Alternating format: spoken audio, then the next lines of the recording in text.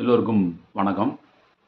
இன்னைக்கு நம்ம இந்த பதிவில் என்ன பார்க்க போறோம் பார்த்தீங்கன்னா, அதாவது இன்றைய காலகட்டங்கள்ல ஒரு 40 வயச தாண்டிட்டாலே போதும், அவங்களுக்கு இரத்த கொதிப்பு, சர்க்கரையின் அளவுல மாறுபாடு, இதுபோலுள்ள பல்வேறு பிரச்சனைகள அனுபவிச்சு வந்துட்டு இருக்காங்க.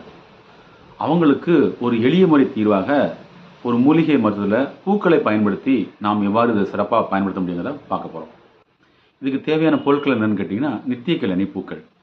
நித்திய கல்யாணி வந்து பார்த்தீங்கன்னா, அங்கங்கே தரிசு நிலங்கள்ல நிறைய கிடைக்கக்கூடியது தான். இந்த பூக்கள் வந்து பார்த்தீங்கன்னா 2 வகையாக இருக்கும். ஒன்று வெள்ளை, மற்றொன்று பிங்க் கலர்ல இருக்கும். இப்ப நம்ம பிங்க் கலர்ல உள்ள பூக்கள பயன்படுத்த போறோம். இந்த பிங்க் கலர் பூக்கள பறிச்சுட்டு வந்து நிழல்ல உலர்த்தி, காய வச்சு, அத பொடி பண்ணி, தினமும் காலையில, மாலையில ஒரு வேள வெந்நீர்ல கலந்து பருகி வர்றவங்களுக்கு, ரத்தத்தில வந்து பார்த்தீங்கன்னா ஏற்படக்கூடிய ரத்த கொதிப்பின் அளவு படிப்படியாக குறைய ஆரம்பிக்கும். அதுபோல சர்க்கரை வியாதிக்காரங்க எடுத்துட்டு வந்தாங்கன்னா, சர்க்கரை வியாதியும் அளவும் படிப்படியா குறையும். இத பயன்படுத்தி பார்த்து உங்களோட அனுபவங்கள கமெண்ட் பாக்ஸ்ல கமெண்ட் பண்ணுங்க. நன்றி.